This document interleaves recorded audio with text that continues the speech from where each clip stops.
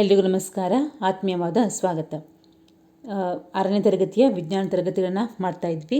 ಅದರಲ್ಲಿ ಅಧ್ಯಾಯ 8 ಆಗಿರುವಂಥ ದೇಹದ ಚಲನೆಗಳು ಇವೆಲ್ಲವೂ HSTR GPST ಆಮೇಲೆ TETಯಲ್ಲಿ ಕೂಡ ಬರುವಂತಹ ಪ್ರಮುಖ ಪ್ರಶ್ನೋತ್ತರಗಳ ವಿವರಣೆಗಳೊಂದಿಗೆ ಈ ಪಾಠಗಳನ್ನು ನೋಡ್ಕೊಳ್ತಾ ಹೋಗುವ.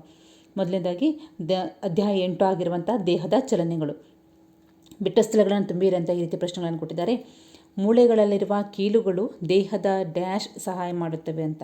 ಇಲ್ಲಿ ಮೂಳೆಗಳಲ್ಲಿರುವ ಕೀಲುಗಳು ದೇಹದ ಚಲನೆಗೆ ಸಹಾಯ ಮಾಡುತ್ತವೆ.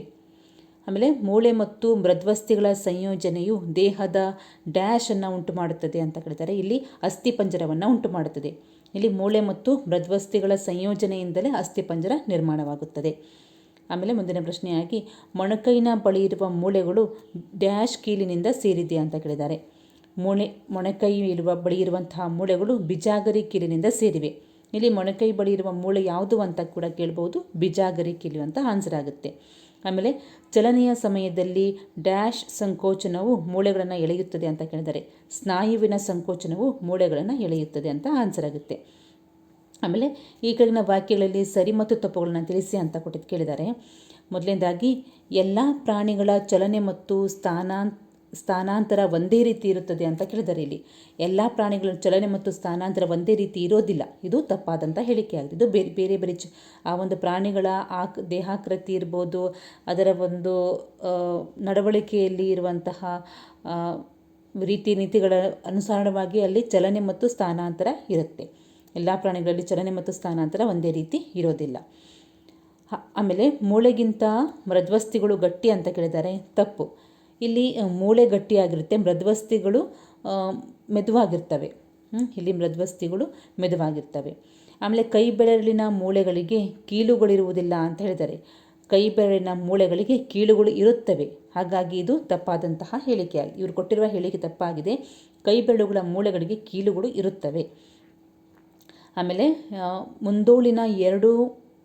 ಮುಂದೋಳಿನಲ್ಲಿ 2 ಮೂಳೆಗಳಿವೆ ಅಂತ ಹೇಳಿದ್ದಾರೆ. ಹೌದು, ಮುಂದೋಳಿನಲ್ಲಿ 2 ಮೂಳೆಗಳಿವೆ. ಆಮೇಲೆ ಜಿರಳೆಗಳಿಗೆ ಹೊರ ಕಂಕಾಲವಿರುತ್ತದೆ ಅಂತ ಕೇಳಿದ್ದಾರೆ. ಹೌದು, ಜಿರಳೆಗಳಿಗೆ ಹೊರ ಕಂಕಾಲವಿರುತ್ತದೆ. ಕಂಕಾಲ ಅಂದರೆ ಅಸ್ಥಿಪಂಜರ. ಇಲ್ಲಿ ಜಿರಳೆಗಳಿಗೆ ಹೊರಭಾಗದಲ್ಲಿ ಅಸ್ಥಿಪಂಜರ ಇರುತ್ತದೆ. ಮಾನವನಿಗೆ ಅಸ್ಥಿಪಂಜರ ದೇಹದ ಒಳಭಾಗದಲ್ಲಿದ್ದರೆ, ಜಿರಳೆಯಂತಹ ಕೆಲವೊಂದು ಕೀಟಗಳಿಗೆ ಅದಕ್ಕೆ ಹೊರ ಕಂಕಾಲ ಅಸ್ಥಿಪಂಜರ ಎನ್ನುವಂಥದ್ದು ಅದರ ದೇಹದ ಹೊರಭಾಗಕ್ಕೆ ಇರುತ್ತದೆ. ಆಮೇಲೆ ಕಾಲಮ್ 1ರಲ್ಲಿರುವ ಅಂಶಗಳನ್ನು ಕಾಲಮ್ 2ರಲ್ಲಿರುವ ಅಂಶಗಳೊಂದಿಗೆ ಹೊಂದಿಸಿ ಅಂತ ಹೇಳಿದ್ದಾರೆ. ಇಲ್ಲಿ ಸರಿಯಾಗಿ ಹೊಂದಿಸಿಕೊಟ್ಟಿದ್ದೀನಿ. ಮೇಲ್ದವಡೆ ಅನ್ನುವಂಥದ್ದು ಒಂದು ಚಲಿಸಲಾರದ ಕೀಲು. ಇಲ್ಲಿ ಚಲಿಸಲಾರದ ಕೀಲು ಯಾವುದು ಅಂತ ಹೇಳಿದ್ರೆ ಮೇಲ್ದವಡೆ ಯಾವುದೇ ಕಾರಣಕ್ಕೂ ಇಲ್ಲಿ ಚಲಿಸೋದಿಲ್ಲ, ಕೆಳದವಡೆ ಮಾತ್ರ ಚಲಿಸುತ್ತದೆ. ಮೀನು ಇದಕ್ಕೆ ಸರಿಯಾದಂಥ ಹೊಂದಾಣಿಕೆ. ಸಂಚಲನಾಕೃತಿಯ ದೇಹವನ್ನು ಹೊಂದಿದೆ. ಆ ಮೀನಿನ ದೇಹಾಕೃತಿಯನ್ನು ಸಂಚಲನಾಕೃತಿಯ ದೇಹ ಅಂತ ಕರೀತಾರೆ. ಪಕ್ಕೆಲುಬುಗಳು ಹೃದಯವನ್ನು ರಕ್ಷಿಸುತ್ತದೆ. ಹೃದಯ ಪಕ್ಕೆಲುಬಿನ ಮಧ್ಯದಲ್ಲಿ ಇದೆ. ಈ ಪಕ್ಕೆಲುಬು ಹೃದಯವನ್ನು ಕಾಪಾಡುತ್ತದೆ ಅಥವಾ ರಕ್ಷಿಸುತ್ತದೆ. ಬಸವನ ಹುಳು ನಿಧಾನಗತಿಯ ಚಲನೆಯನ್ನು ಪ್ರದರ್ಶಿಸುತ್ತದೆ. ಬಸವನ ಹುಳುವನ್ನು ನೋಡಿರ್ಬೋದಲ್ವಾ, ಅದು ನಿಧಾನಗತಿಯ ಚಲನೆಯನ್ನು ಪ್ರದರ್ಶಿಸುತ್ತದೆ. ಆಮೇಲೆ ಜಿರಳೆ ಇದರ ಬಾಹ್ಯ ಕಂಕಾಲವಿದೆ. ಜಿರಳೆಯ ಒಂದು ದೇಹದಲ್ಲಿ ಅದರ ಕಂಕಾಲ ದೇಹದ ಹೊರಭಾಗಕ್ಕೆ ಇದೆ. ಬಾಹ್ಯ ಕಂಕಾಲವಿರುವಂಥದ್ದು ಜಿರಳೆಯಾಗಿದೆ. ಆಮೇಲೆ ಈ ಕೆಳಗಿನ ಪ್ರಶ್ನೆಗಳಿಗೆ ಉತ್ತರಿಸಿ ಅಂತ ಕೇಳಿದ್ದಾರೆ. ಗೋಲ ಮತ್ತು ಗುಳಿ ಕೀಲು ಎಂದರೇನು ಅಂತ ಕೇಳಿದ್ದಾರೆ. ದುಂಡಗಿರುವ ಒಂದು ಮೂಳೆಯ ತುದಿ ಮತ್ತೊಂದು ಮೂಳೆಯ ಕುಳಿಯಲ್ಲಿ ಜೋಡಣೆಯಾಗಿರುತ್ತದೆ ಮತ್ತು ಈ ರೀತಿಯ ಕೀಲು ಎಲ್ಲ ದಿಕ್ಕುಗಳಲ್ಲೂ ಚಲನೆ ಮಾಡಲು ಸಹಾಯ ಮಾಡುತ್ತದೆ. ಇಂತಹ ಕೀಲನ್ನು ಗೋಲ ಮತ್ತು ಗುಳಿ ಕೀಲು ಅಂತ ಕರೀತಾರೆ. ಇಲ್ಲಿ ಗೋಲ ಮತ್ತು ಗುಳಿ ಕೀಲು ಅಂದರೆ ದುಂಡಗಿರುವ ಒಂದು ಮೂಳೆಯ ತುದಿ ಮತ್ತೊಂದು ಮೂಳೆಯ ಕುಳಿಯಲ್ಲಿ ಜೋಡಣೆಯಾಗಿರುತ್ತದೆ. ಈ ರೀತಿಯ ಕೀಲು ಏನಾಗುತ್ತದೆ ಅಂದರೆ ಎಲ್ಲ ದಿಕ್ಕುಗಳು ಚಲನೆ ಮಾಡಲು ಸಹಾಯ ಮಾಡುತ್ತದೆ. ಇಂತಹ ಕೀಲನ್ನು ಗೋಲ ಮತ್ತು ಗುಳಿ ಕೀಲು ಅಂತ ಕರೀತಾರೆ. ಆಮೇಲೆ ತಲೆಬುರುಡೆಯಲ್ಲಿ ಚಲಿಸುವ ಮೂಳೆಗಳು ಯಾವುವು ಅಂತ ಕೇಳಿದ್ದಾರೆ. ತಲೆಬುರುಡೆಯಲ್ಲಿ ಚಲಿಸುವ ಮೂಳೆಗಳು ಅಂದರೆ ಕೆಳದವಡೆ. ಇಲ್ಲಿ ಕೆಳದವಡೆ ಮಾತ್ರ ಚಲಿಸುತ್ತದೆ, ಮೇಲ್ದವಡೆ ಯಾವುದೇ ಕಾರಣಕ್ಕೂ ಚಲಿಸೋದಿಲ್ಲ. ಇಲ್ಲಿ ಚಲಿಸುವ ಮೂಳೆ ಅಂದರೆ ಕೆಳದವಡೆ. ತಲೆಬುರುಡೆಯಲ್ಲಿರುವಂಥ ಚಲಿಸುವ ಮೂಳೆ ಅಂದರೆ ಕೆಳದವಡೆಯಾಗಿದೆ. ತಲೆಬುರುಡೆಯಲ್ಲಿರುವ ಚಲಿಸದ ಮೂಳೆ ಅಂದರೆ ಮೇಲ್ದವಡೆ. ಆಮೇಲೆ ಇಲ್ಲಿ ನಮ್ಮ ತಲೆಯಲ್ಲಿರುವ ಮೂಳೆಗಳ ನಡುವೆ ಇರುವ ಕೆಲವು ಕೀಲುಗಳು ಭಿನ್ನವಾಗಿವೆ. ಈ ಕೀಲುಗಳ ಬಳಿ ಮೂಳೆಗಳು ಚಲಿಸಲು ಸಾಧ್ಯವಿಲ್ಲ. ಅಂತಹ ರೀತಿಯ ಕೀಲುಗಳನ್ನು ಸ್ಥಿರ ಕೀಲುಗಳು ಅಂತ ಕರೀತಾರೆ, ಫಿಕ್ಸ್ಡ್ ಜಾಯಿಂಟ್ಸ್ ಅಂತ ಕರೀತಾರೆ. ಇಲ್ಲಿ ಚಲಿಸುವ ಮೂಳೆ ಅಂದರೆ ಕೆಳದವಡೆಯಾಗಿದೆ, ಚಲಿಸಿದ ಮೂಳೆ ಅಂತ ಹೇಳಿದ್ರೆ ಮೇಲ್ದವಡೆಯಾಗಿದೆ. ಇಂತಹ ಮೂಳೆಗಳನ್ನು ಏನಾಗ್ತವೆ, ಇವು ಚಲಿಸಲು ಸಾಧ್ಯವಾಗದ ರೀತಿಯಲ್ಲಿ ಇರ್ತವೆ. ಇವುಗಳನ್ನು ಸ್ಥಿರ ಕೀಲುಗಳು ಅಂತ ಕರೀತಾರೆ. ಆಮೇಲೆ ನಮ್ಮ ಮೊಣಕೈ ಹಿಮ್ಮುಖವಾಗಿ ಚಲಿಸುವುದಿಲ್ಲ. ಯಾಕೆ? ನಿಮ್ಮ ಮೊಣಕೈಯನ್ನು ಪರೀಕ್ಷೆ ಮಾಡಿ ನೋಡಿ. ಇದು ಯಾವುದೇ ಕಾರಣಕ್ಕೂ ಹಿಂದೆ ಚಲಿಸೋದಿಲ್ಲ. ಯಾಕೆ ಅಂತ ಕೇಳಿದರೆ ನೋಡಿ, ನಮ್ಮ ಮೊಣಕೈನಲ್ಲಿರುವ ಬೀಜಾಗರಿ ಕೀಲು ಹಿಮ್ಮುಖವಾಗಿ ಚಲಿಸಲು ಅನುವು ಮಾಡಿಕೊಡುವುದಿಲ್ಲ. ಅಂದರೆ ಆ ನಮ್ಮ ಮೊಣಕೈಲಿರುವಂಥ ಬೀಜಾಗರಿ ಕೀಲು ಏನಿದೆ ಹಿಂದೆ ಚಲಿಸಲಿಕ್ಕೆ ಸಾಧ್ಯವಾಗದ ರೀತಿಯಲ್ಲಿ ಇದೆ. ಹಾಗಾಗಿ ಇದು ಒಂದು ದಿಕ್ಕಿನಲ್ಲಿ ಮಾತ್ರ ಚಲಿಸುತ್ತದೆ. ಅಂದರೆ ಹಿಮ್ಮುಖವಾಗಿ ಚಲಿಸುವುದಿಲ್ಲ, ಮುಮ್ಮುಖವಾಗಿ ಮಾತ್ರ ಚಲಿಸುತ್ತದೆ. ಕಾರಣ ಯಾಕೆ ಅಂತ ಹೇಳಿದ್ರೆ ಇಲ್ಲಿರುವಂಥ ಬೀಜಾಗರಿ ಕೀಲು ಏನಾಗಿದೆ, ಅದು ಹಿಂದಕ್ಕೆ ಚಲಿಸಲು ಅನುವು ಮಾಡಿಕೊಡುವುದಿಲ್ಲ. ಆಮೇಲೆ ದೇಹದ ಎರಡು ಭಾಗಗಳು ಒಟ್ಟಿಗೆ ಸೇರಿರುವ ಕಡೆ ಬಗ್ಗಿಸಲು ಅಥವಾ ತಿರುಗಿಸಲು ಸಾಧ್ಯವಾಗುವಂತೆ ಮಾಡುವ ಭಾಗಗಳನ್ನು ಕೀಲುಗಳು ಅಥವಾ ಸಂಧಿಗಳು ಅಂತ ಕರೀತಾರೆ. ಇದು ಹೆಚ್ಚುವರಿಯಾಗಿರುವಂಥ ಪ್ರಶ್ನೆಗಳನ್ನು ಕೇಳ್ಕೊಟ್ಟಿದ್ದೀನಿ. ಇಲ್ಲಿ ದೇಹದ ಎರಡು ಭಾಗಗಳು ಅಂದರೆ ಒಂದು ದೇಹದಲ್ಲಿ ಆ ಎರಡು ಭಾಗದ ಮಧ್ಯದಲ್ಲಿರುವಂತಹ ಒಂದು ಕೀಲು ಏನಿರುತ್ತದೆ, ಅದು ಬಗ್ಗಿಸಲಿಕ್ಕೆ ತಿರುಗಿಸಲಿಕ್ಕೆ ಸಾಧ್ಯವಾಗುವ ರೀತಿಯಲ್ಲಿ ಮಾಡುವಂತಹ ಭಾಗಗಳನ್ನು ಕೀಲುಗಳು ಅಥವಾ ಸಂಧಿಗಳು ಅಂತ ಕರೀತಾರೆ. ಆಮೇಲೆ ಮುಂದಿನದಾಗಿ, ನಮ್ಮ ದೇಹದಲ್ಲಿರುವ ಎಲ್ಲ ಮೂಳೆಗಳು ನಮ್ಮ ದೇಹಕ್ಕೆ ಆಕಾರವನ್ನು ಕೊಡಲು ಮಾಡುವ ಚೌಕಟ್ಟನ್ನು ಅಸ್ಥಿಪಂಜರ ಅಂತ ಕರೀತಾರೆ. ಇಲ್ಲಿ ಅಸ್ಥಿಪಂಜರ ಏನು ಅಂತ ಹೇಳಿದ್ರೆ, ನಮ್ಮ ದೇಹದಲ್ಲಿರುವ ಎಲ್ಲ ಮೂಳೆಗಳು ನಮ್ಮ ದೇಹಕ್ಕೆ ಒಂದು ಆಕಾರವನ್ನು ಕೊಡಲಿಕ್ಕೆ ಸಾಧ್ಯವಾಗುವ ರೀತಿಯಲ್ಲಿ ಒಂದು ಚೌಕಟ್ಟನ್ನು ಮಾಡಿಕೊಂಡಿದೆ. ಆ ಚೌಕಟ್ಟನ್ನು ಅಸ್ಥಿಪಂಜರ ಅಂತ ಕರೀತಾರೆ. ಆಮೇಲೆ ಪಕ್ಕೆಲುಬುಗಳು ಎದೆಯ ಮೂಳೆ ಮತ್ತು ಬೆನ್ನು ಮೂಳೆಯೊಡನೆ ಜೋಡಣೆಯಾಗಿ ಒಂದು ಪೆಟ್ಟಿಗೆಯನ್ನು ರಚಿಸಿವೆ. ಇದನ್ನು ಪಕ್ಕೆಲುಬು ಪಂಜರ, ರಿಬ್ ಕೇಜ್ ಅಂತ ಕರೀತಾರೆ. ಪಕ್ಕೆಲುಬು ಅಂದರೆ ನಮ್ಮ ಎದೆಯ ಮೂಳೆ ಮತ್ತು ಬೆನ್ನು ಮೂಳೆ ಇವೆರಡರ ನಡುವೆ ಜೋಡಣೆಯಾಗಿ ಒಂದು ಪೆಟ್ಟಿಗೆಯನ್ನು ರಚನೆ ಮಾಡ್ತದೆ. ಅದನ್ನೇ ಪಕ್ಕೆಲುಬು ಪಂಜರ, ರಿಬ್ ಕೇಜ್ ಅಂತ ಕರೀತಾರೆ. ಆಮೇಲೆ ಬೆನ್ನು ಮೂಳೆ ಅಂದರೆ ಬ್ಯಾಕ್ ಬೋನ್ ಇದೆ. ಇದು ಅನೇಕ ಚಿಕ್ಕ ಮೂಳೆಗಳಾದ ಕಶೇರು ಖಂಡಗಳಿಂದ ಆಗಿದೆ. 33 ಕಶೇರು ಖಂಡಗಳಿಂದ ಬೆನ್ನು ಮೂಳೆ ಆಗಿದೆ. ಪಕ್ಕೆಲುಬು ಗೂಡು ಈ ಮೂಳೆಗಳಿಗೆ ಜೋಡಣೆಯಾಗಿದೆ. ಈಗಾಗಲೇ ಹೇಳಿದ್ದೇನಲ್ವಾ, ಪಕ್ಕೆಲುಬು ಪಂಜರ ಈ ಬೆನ್ನು ಮೂಳೆಗೂ ಕೂಡ ಟಚ್ ಆಗಿದೆ. ಇಲ್ಲಿ ಬೆನ್ನು ಮೂಳೆ ಎನ್ನುವಂಥದ್ದು ಚಿಕ್ಕ ಮೂಳೆಗಳಾದ ಕಶೇರು ಖಂಡಗಳಿಂದ ರಚನೆಯಾಗಿದೆ. ಇಲ್ಲಿ ಒಟ್ಟು 33 ಕಶೇರು ಖಂಡಗಳಿಂದ ಆ ಬೆನ್ನು ಮೂಳೆ ಆಗಿರುವಂಥದ್ದು. ಈ ರೀತಿ ಪ್ರಶ್ನೆ ಕೇಳುವಂಥ ಚಾನ್ಸಸ್ ಇರುತ್ತೆ. ಬೆನ್ನು ಮೂಳೆಗಳು ಯಾವುದರಿಂದ ಆಗಿವೆ ಅಂತ ಕೇಳಿದರೆ, ಚಿಕ್ಕ ಚಿಕ್ಕ ಮೂಳೆಗಳಾದಂಥ ಕಶೇರು ಖಂಡಗಳಿಂದ ಆಗಿರ್ತದೆ. ಅದರಲ್ಲಿರುವ ಒಟ್ಟು ಕಶೇರು ಖಂಡಗಳು ಎಷ್ಟು ಅಂತ ಕೂಡ ಕೇಳಬಹುದು. 33 ಕಶೇರು ಖಂಡಗಳಿಂದ ಬೆನ್ನು ಮೂಳೆ ಆಗಿದೆ. ಇಲ್ಲಿ ಪಕ್ಕೆಲುಬು ಗೂಡು ಇದು ಈ ಮೂಳೆಗಳಿಗೆ ಅಂದರೆ ಕಶೇರು ಖಂಡಗಳ ಮೂಳೆಗಳಿರ್ತಾವಲ್ವ, ಅದಕ್ಕೆ ಜೋಡಣೆಯಾಗಿರುವಂಥದ್ದು. ಆಮೇಲೆ ಇಲ್ಲಿ ಪಕ್ಷಿಗಳ ಒಂದು ದೇಹದ ಆಕೃತಿ ಯಾವ ರೀತಿ ಇದೆ ಅನ್ನೋದನ್ನು ಹೇಳ್ತೀನಿ ನೋಡಿ. ಗಾಳಿಯಲ್ಲಿ ಹಾರುತ್ತವೆ ಮತ್ತು ನೆಲದ ಮೇಲೆ ನಡೆಯುತ್ತವೆ. ಈ ಪಕ್ಷಿಗಳು ಏನಾಗ್ತವೆ, ಗಾಳಿಯಲ್ಲಿ ಹಾರ್ತವೆ ಕೂಡ, ನೆಲದ ಮೇಲೆ ನಡೆದಾಡ್ತವೆ ಕೂಡ. ಅವುಗಳ ದೇಹವು ಹಾರುವುದಕ್ಕೆ ಚೆನ್ನಾಗಿ ಹೊಂದಿಕೊಂಡಿದೆ. ಅವುಗಳ ಮೂಳೆಗಳು ಟೊಳ್ಳು ಮತ್ತು ಹಗುರ. ಹಿಂಗಾಲಿನ ಮೂಳೆಗಳು ನಡೆಯುವುದಕ್ಕೆ ಮತ್ತು ಕುಳಿತುಕೊಳ್ಳುವುದಕ್ಕೆ ಸೂಕ್ತವಾಗಿರುತ್ತದೆ. ಇಲ್ಲಿ ಆ ಪಕ್ಷಿಯ ದೇಹಾಕೃತಿ ಹೇಗೆ ಇದೆ ಅಂದರೆ, ಗಾಳಿಯಲ್ಲಿ ಹಾರಾಡಲಿಕ್ಕೆ ಮತ್ತು ನೆಲದ ಮೇಲೆ ನಡೆದಾಡಲಿಕ್ಕೆ ಸಾಧ್ಯವಾಗುವ ರೀತಿಯಲ್ಲಿ ಇದೆ. ಅಂದರೆ ಹಾರಾಡುವುದಕ್ಕೆ ಹೇಗೆ ಇದೆ ಅಂದರೆ, ಅದರ ಮೂಳೆಗಳು ಟೊಳ್ಳಾಗಿವೆ ಮತ್ತು ಹಗುರವಾಗಿದೆ. ಹೀಗಾಗಿ ಅದು ಗಾಳಿಯಲ್ಲಿ ಹಾರಾಡುತ್ತೆ. ಆಮೇಲೆ ಹಿಂಗಾಲಿನ ಮೂಳೆಗಳು ಏನಿದೆ, ಅದು ನಡೆಯುವುದಕ್ಕೆ ಮತ್ತು ಕುಳಿತುಕೊಳ್ಳುವುದಕ್ಕೆ ಸೂಕ್ತವಾಗಿರೋ ರೀತಿಯಲ್ಲಿ ಅದರ ದೇಹ ರಚನೆ ಆಗಿರುವಂಥದ್ದು. ಆಮೇಲೆ ಹಾವುಗಳಿಗೆ ಉದ್ದವಾದ ಬೆನ್ನು ಮೂಳೆ, ಅನೇಕ ತೆಳುವಾದ ಸ್ನಾಯುಗಳಿರ್ತವೆ. ಆಮೇಲೆ ಒಂದೇ ಬೆನ್ನು ಮೂಳೆನ ಅದು ಹೊಂದಿರ್ತವೆ. ಹಾವಿನ ದೇಹವು ಅನೇಕ ಕುಣಿಕೆಗಳಾಗಿ ಬಾಗಿರುತ್ತದೆ. ಉದ್ದವಾದ ದೇಹವು ಅನೇಕ ಕುಣಿಕೆಗಳನ್ನು ಉಂಟು ಮಾಡುವುದರಿಂದ ಪ್ರತಿಯೊಂದು ಕುಣಿಕೆಯು ದೇಹವನ್ನು ತಳ್ಳುವುದರಿಂದ ಹಾವು ಅತಿ ವೇಗವಾಗಿ ವಕ್ರರೇಖೆಯಲ್ಲಿ ಚಲಿಸುತ್ತದೆ. ಇಲ್ಲಿ ದೇಹದ ಬೆನ್ನು ಮೂಳೆ ಇದೆಯಲ್ವ, ಅಲ್ಲಿ ಕುಣಿಕೆಗಳಿರ್ತವೆ. ಈ ಕುಣಿಕೆಗಳು ಏನು ಮಾಡ್ತವೆ ಅಂದರೆ ದೇಹವನ್ನು ತಳ್ಳುತ್ತವೆ. ಒಂದನ್ನೊಂದು ತಳ್ಳೋದ್ರಿಂದ ಅದು ವೇಗವಾಗಿ ಹರಿದಾಡಲಿಕ್ಕೆ ಸಹಾಯವಾಗುತ್ತೆ. ಇಲ್ಲಿ ಈ ಹಾವಿನ ನಡೆದಾಡಿಕೆ ಹೇಗಿದೆ ಅಂದರೆ ವಕ್ರರೇಖೆಯಲ್ಲಿ ಚಲಿಸ್ತದೆ, ನೇರ ರೇಖೆಯಲ್ಲಿ ಚಲಿಸೋದಿಲ್ಲ. ಈ ಕುಣಿಕೆಗಳ ಯಾಕೆ ಅದು ವಕ್ರರೇಖೆಯಲ್ಲಿ ಚಲಿಸುತ್ತೆ ಅಂತ ಹೇಳಿದ್ರೆ, ಕುಣಿಕೆಗಳಿಂದಾಗಿ. ಅದರ ಕುಣಿಕೆಗಳು ಉಂಟು ಏನು ಆ ದೇಹವನ್ನು ಮುಂದಕ್ಕೆ ತಳ್ಳುತ್ತೆ, ಅದರಿಂದ ಅದು ಚಲಿಸುತ್ತೆ. ಇದರಿಂದಾಗಿ ಇದು ವಕ್ರರೇಖೆಯಲ್ಲಿ ಚಲಿಸುತ್ತದೆ. ಹಾವಿಗೆ ಉದ್ದವಾದ ಒಂದು ಬೆನ್ನು ಮೂಳೆ ಇರುತ್ತೆ. ಅದರ ಸ್ನಾಯುಗಳು ತೆಳುವಾಗಿರ್ತವೆ. ಆಮೇಲೆ ಅನೇಕ ಕುಣಿಕೆಗಳಿಂದ ಅದು ಬಾಗಿರ್ತದೆ. ಈ ಕುಣಿಕೆಗಳು ದೇಹವನ್ನು ಮುಂದಕ್ಕೆ ತಳ್ಳೋದ್ರಿಂದ ಅದು ವಕ್ರರೇಖೆಯಲ್ಲಿ ಚಲಿಸುತ್ತದೆ. ಆಮೇಲೆ ನಮ್ಮ ಕುತ್ತಿಗೆಯಲ್ಲಿ ಎಲ್ಲಿ ತಲೆಯನ್ನು ಸೇರುತ್ತದೋ ಅದು ತಿರುಗಾಣಿ ಕೀಲು. ನಮ್ಮ ದೇಹದಲ್ಲಿ ತಿರುಗಾಣಿ ಕೀಲು ಇರುವುದು ಎಲ್ಲಿ?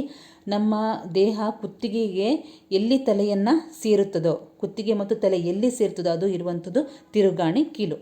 ಮಾನವನು ಹುಟ್ಟುವಾಗ ಅವನ ಅಸ್ಥಿಪಂಜರದಲ್ಲಿ 305 ಮೂಳೆಗಳಿರ್ತವೆ.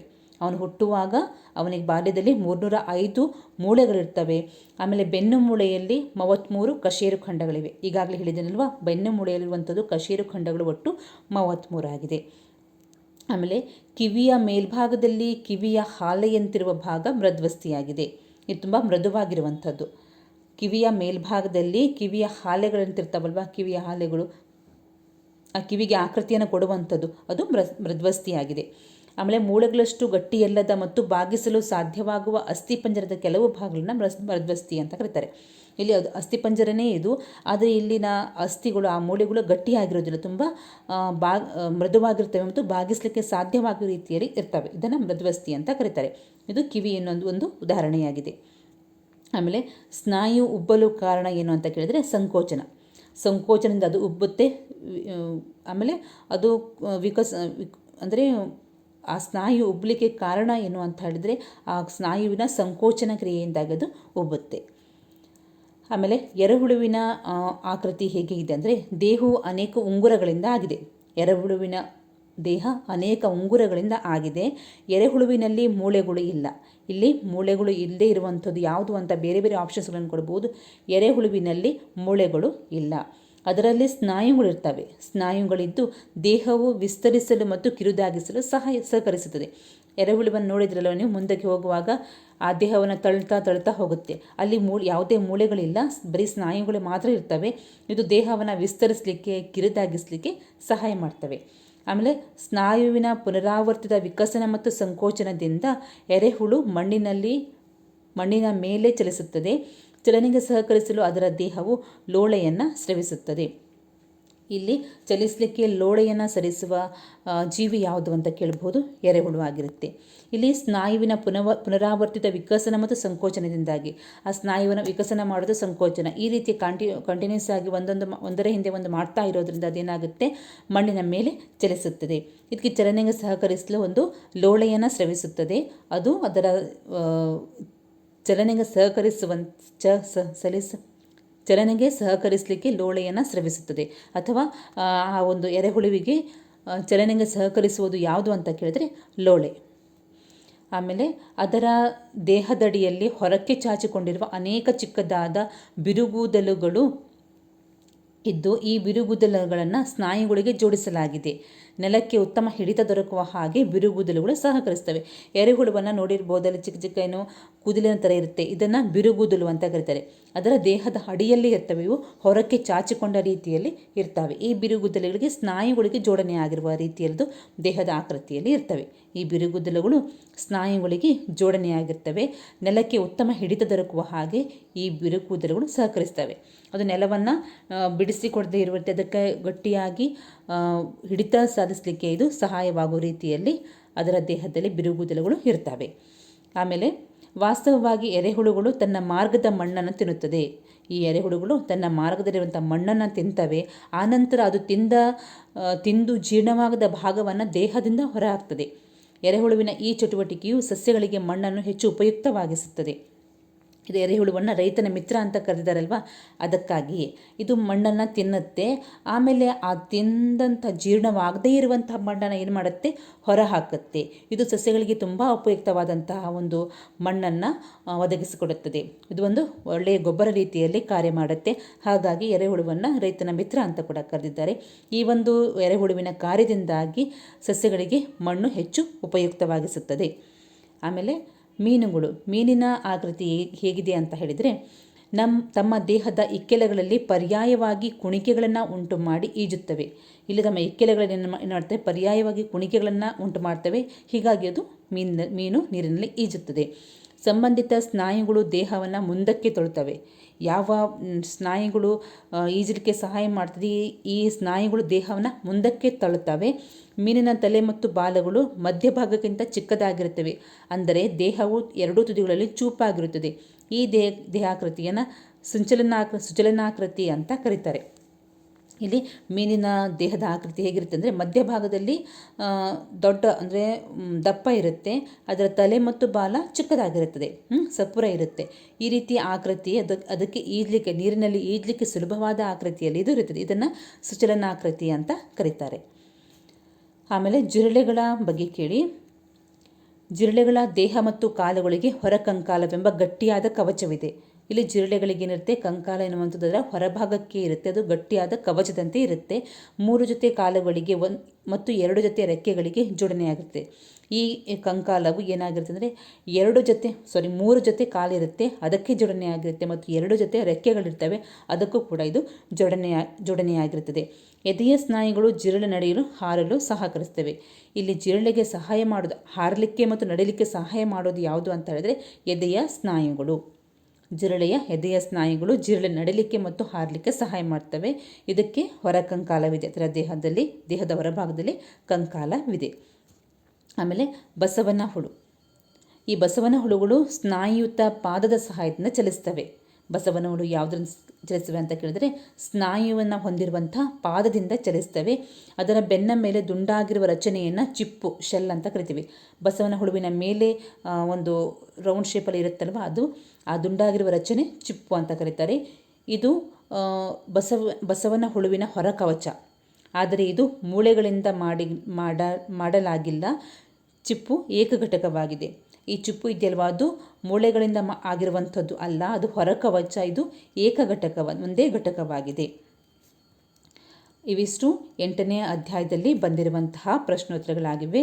ಇವಿಷ್ಟು ಇವತ್ತಿನ ಅವಧಿಯಲ್ಲಿ ಸಾಕು. ಮುಂದಿನ ಅವಧಿಯಲ್ಲಿ ಅದರ ಮುಂದಿನ ಅಧ್ಯಾಯವನ್ನು ನೋಡಿಕೊಳ್ಳುವ.